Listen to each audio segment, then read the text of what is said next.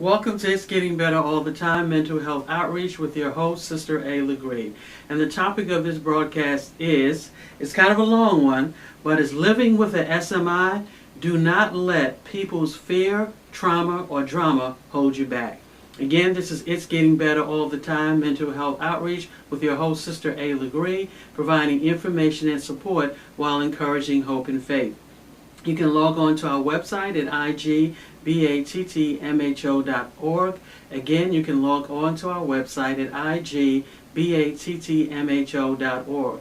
It's Getting Better All the Time. Mental Health Outreach is a nonprofit organization providing information and support while encouraging hope and faith to individuals who are living with a serious or persistent mental illness or dealing with a serious and persistent life situation. You can give us a log into our website, email us, or give us a call. No matter where you are, if you're trying to get connected to resources, you have some questions, you can give us a call or email us preferably, and we will try to assist you. If you're located within our particular area, you can always stop by. You can always avail yourself to some of the other services that we have. We have a day program as well as a supported employment program, as well as we connect with therapists and things of that nature. But again, it's getting better all the time. Mental health outreach, providing information and support while encouraging hope and faith. Today, what I wanted to talk about, living with the SMI. Do not let other people's fear, trauma, or drama hold you back. Again, just a review. What is an SMI? When we say serious and persistent mental illnesses or serious mental illnesses, what are we talking about? Well, as we shared before, the federal government, they have different definitions. There are some mental illnesses that are so severe and so persistent that they impact all aspects of an individual's life to a certain degree, to a higher degree. So when we talk about serious and persistent mental illnesses, definitely talking about schizophrenia, we definitely talk about bipolar, some cases depression, and different states may have added some other definitions into it. But again, when we talk about, we have mental illnesses, which we know are diagnosable illnesses. Then you have serious and persistent mental illnesses, which are more severe. So having a serious and persistent mental illness, such as schizophrenia or bipolar, are illnesses that impact all aspects of an individual's life, but many times start when a person is younger, right? So because it starts so young, or because we can start seeing the symptoms at that time, it impacts how an individual, navigates through life in school, how their children, how they marry. It impacts all aspects of an individual's life. But living with a serious and persistent illness or any negative life situation, there are certain, let's look at thoughts, feelings, and behaviors. You can be made to feel a certain way. Number one, until you know what's going on with you, you may know that you're not like everyone else. You may feel a little odd. You may feel a little strange. You may, not really know what's going on, right? Other people, because they don't know what's going on with you, they may see certain things, they may treat you that way. So there's a tendency for people who are living with serious and persistent mental illnesses, whether the individual themselves who have been impacted, or maybe a loved one or other family member, to feel stupid, to feel weird, to feel like there's something wrong with me, not understanding that you have a serious and persistent illness that can be managed, right? Serious and persistent mental illnesses are illnesses, just like any, are illnesses that can be managed, right? How do you manage it? As we talked about before, you manage it by, depending on the illness, you may have to take medication. Sometimes you may have to talk to someone. Sometimes you may have to manage your stress. But the thing is, when you're talking about a serious and persistent illness, we're talking about illnesses that are reoccurring, that are chronic, that are long-lasting, that have to be managed. But but living with an illness like that, you can, internalize a lot of negative thoughts, a lot of negative feelings about yourself.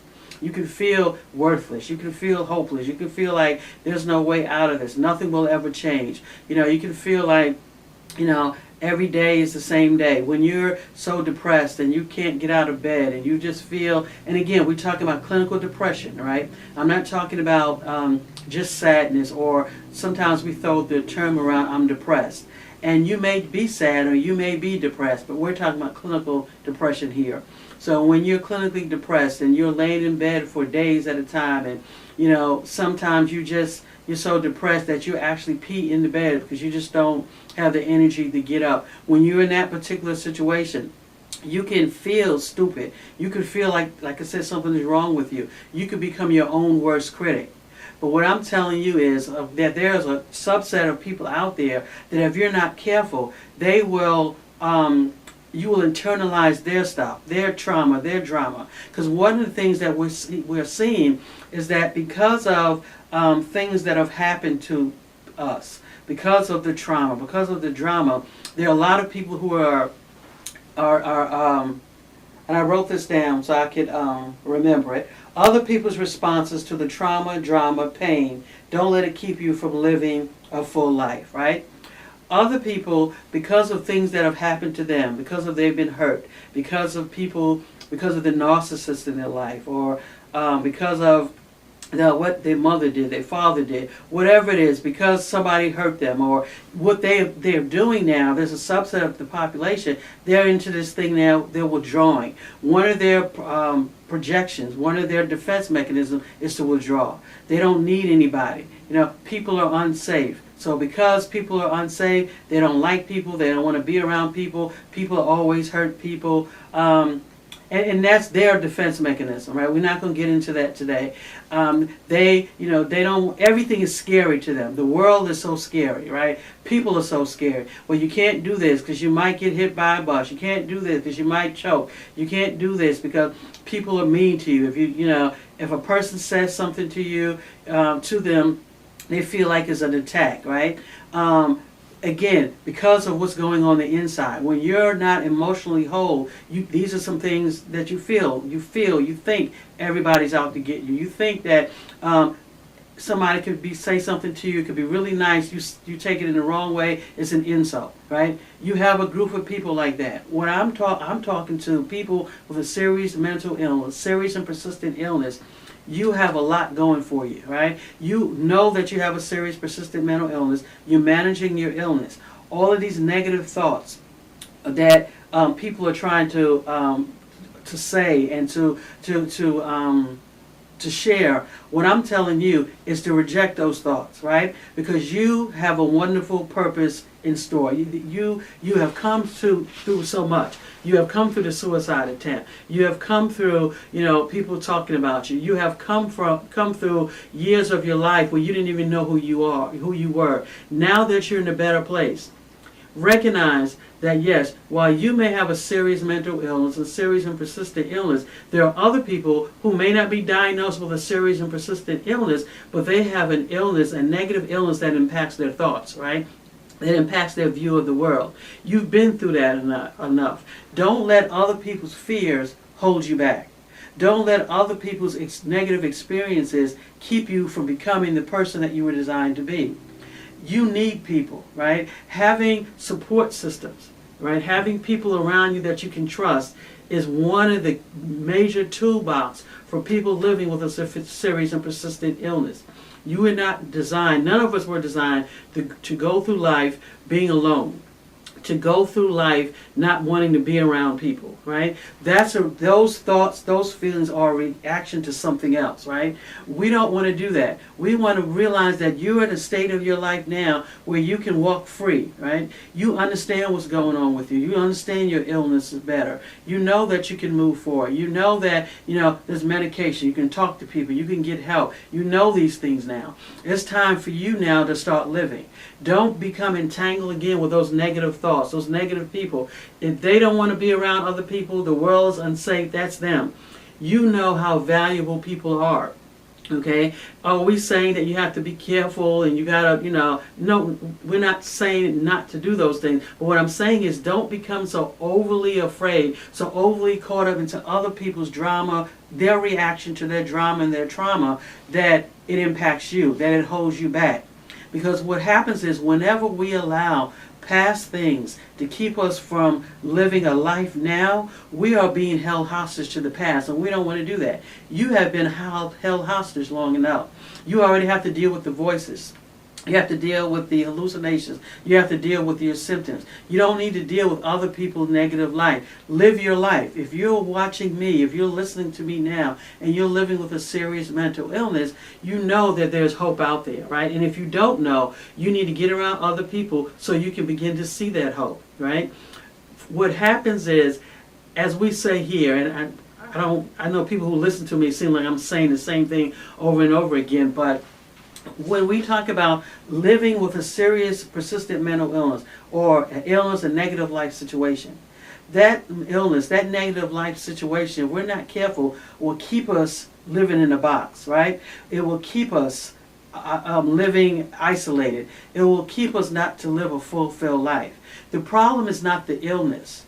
It is how we view the illness. The problem is not the illness. It's our perception of it. If we feel that as a result of this illness that I can't make it, then you will not make it. If you feel that as a result of this situation or this illness that's happening in your life that you're a nobody, then you are a nobody, right? What happens is when any time a person is hurt, we put up defense mechanisms, right? And some of the defense mechanisms are, at the time, may be helpful, but some of these defense mechanisms that we're holding on to no longer serve us because the defense mechanisms are keeping us from out, right? So when someone says something, well, I don't need anybody. Well, I did great without a father. I don't need people. You know, I stay in my house by myself and I'm fine. I like being by myself.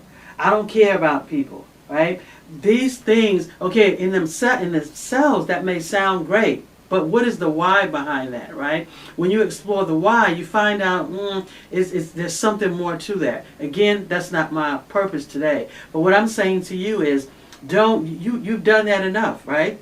When people were laughing at you because you were hearing voices. When the police came, they had to take you away and take you to the hospital, and everybody in the neighborhood saw it. You had to deal with that embarrassment, right? You've heard people giggle about you. You know how people treated you, how they take advantage of you. They take your money. They call you stupid. They call you names, right? You've had enough of that. You've internalized that. You call yourself stupid. You call yourself weirdo. When something happens or doesn't go your way, what's the first thing you say? Automatically, you start getting down on yourself. You have enough of that to deal with.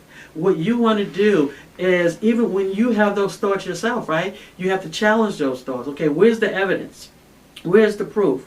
Well, the proof is one time somebody said something, or two times somebody said something that hurt my feelings. But that doesn't mean everybody's that way. But now you have this wall, this wall you've erected to keep people out so you can protect yourself. But again, you're keeping people out, right? Which is great. Right, sounds great, but you're walling yourself in. And some of these problems that we're having, that we're seeing in society, are as a result of people responding to their trauma, responding to their drama by erecting these defense mechanisms that in the long run are not helpful. But what I'm saying to you, you're living with a serious and persistent mental illness. You have been through enough.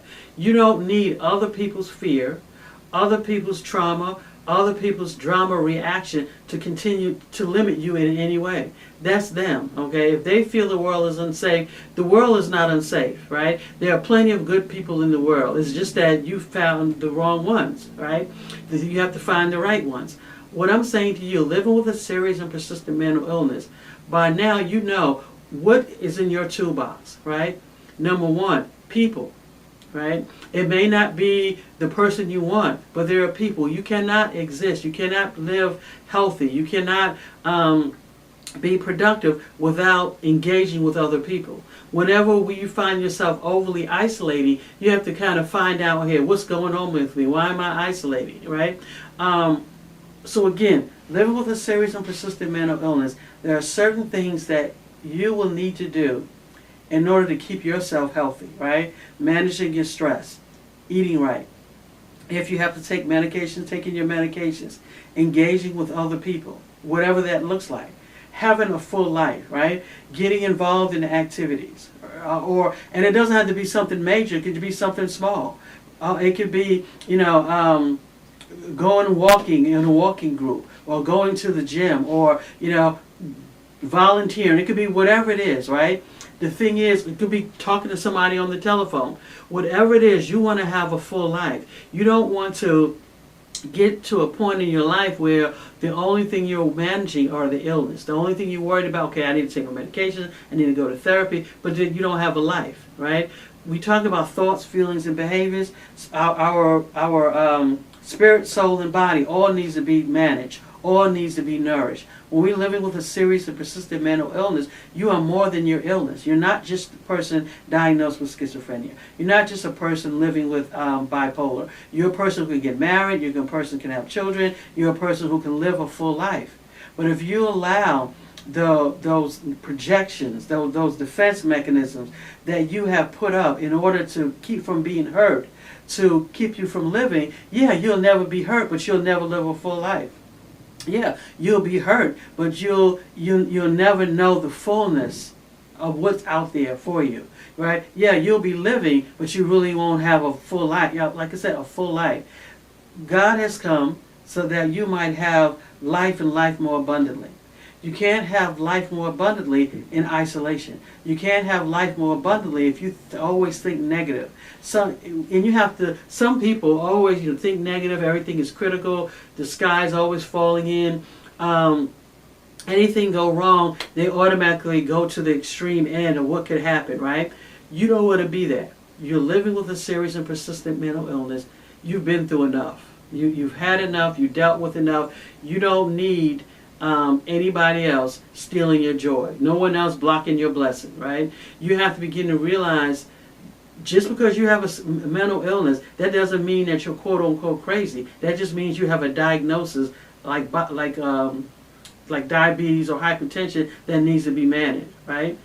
Just because you are dealing with schizophrenia doesn't mean that what you have is not valuable, right? There are some people in your circle, right? If you're not careful, they will stop you from living a full life because of their own trauma, drama, and fears. Because they're projecting, oh, I don't know about the way they said that. They just don't understand how I feel. Okay, you listen to that, but don't let it stop you. Because you are more than a conqueror. You have come this far. As we move into September, you have come this far. There are still goals that you can accomplish. Having a serious and persistent mental illness does not have to hold you back. It's not the illness itself that holds you back. It's how we manage the illness, right? It's getting around other people of like mind, other people and getting that support, and realizing that you are more than a conqueror, that you can move forward. Realizing that you can't let your fear or other people's fear hold you back. Fear of looking stupid. Oh, I don't know how to do that. Well, learn how to do it. You'll never learn how to do it if you don't try, right? So try to do it, right? Don't let, as we move into these last few months, don't let other people's trauma, drama, the walls that they have erected to keep other people out and them walled in to negatively impact you. Live your life. Find people who are like-minded. Understand that there are good people and there are bad people, good situations and bad situations. Do not let other people hold you back. You've been through enough. You've been through enough. You didn't fight through the suicide attempt. You didn't have to fight through hearing the voices, right? You didn't have to fight through people saying you're never going to make it, you're stupid, you may as well give up. You fought through all of those things. Don't get into a place now where you're doing better, where you allow other people, because they seem to be smart, because they seem to be educated, because they seem to, they talk good, or they don't have the same problems that you have, holds you back. Because they do have a problem, right? They just don't realize it. They do have a problem. Live your life. Enjoy your life. Have fun. Learn to smile. Find something to smile about. Find something that gives you joy. Find something you like to do. Read your word. Pray. Ask God I don't know what to do. Ask the Lord to show you, where to go, what people I should engage with. But don't just sit down and when you pray and ask Him and wait for something to drop from the sky. Begin to get yourself out there. Put yourself out in the world. Begin to engage with other people. If this doesn't work, I'll try another situation. Well, I don't like knitting. Well, find crochet. I don't like crocheting. I don't like going to the gym. We'll walk. I don't like walking. Well, go outside and read a book. Go outside and listen to music. You want to do something different because you are more than your illness. the world is not as unkind, as unsafe as some people would allow you or have you think. Live your life. So again, living with the SMI, don't let other people's negative thoughts hold you back. Because you might well get an idea, right, to do it. And because other people fear, you listen to them, you don't do it. You may say, I'm going to go out there swimming. I'm going to go out to the water. Someone else will say, you go out there in that water, you might drown. Yeah, you might. But that doesn't mean that you may not drown, right? Oh, you going to go out there around those people? I don't know. All they do is sit around and talk. I wouldn't go out to be around those people. So you stay home and do nothing. And then wonder why your life is the way it is, right? You might want to start a business. I ran into this one lady who she has a serious mental illness. And actually you're going to see her on our website, but she does needle artwork, right? And she wants to start selling her artwork and things like that. And I was, encouraging her to do that. But then you have other people, that don't look that good.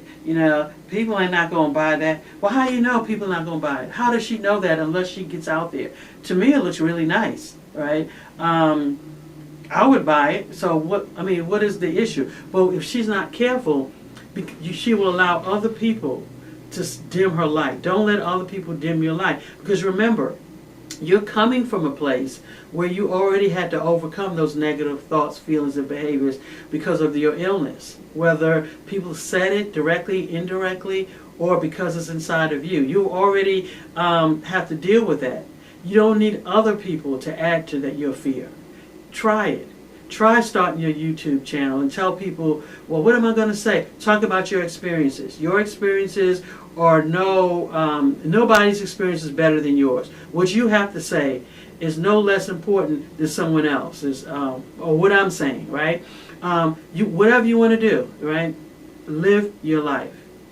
Live your life. What would you do if you didn't have this illness?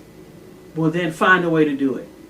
Where would you live? Where would you go? What experiences would you have if you didn't have the illness? If you wasn't diagnosed with the illness? If you weren't raped? If you weren't physically or sexually abused? If you weren't, yelled at? What type of life would you have?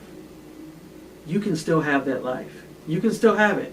Okay? Don't let these negative stuff keep you from getting to the other side of a better life. So again, it's getting better all the time, mental health outreach. Just wanted to share that with my brothers and sisters who are living with a serious mental illness. Don't let other people hold you back. Don't let their fears hold you back.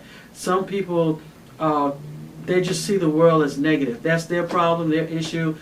Don't let that be you. They see the narcissist in everybody. They see the negative in everybody. You can move forward. Don't be held back. You're better than this. You are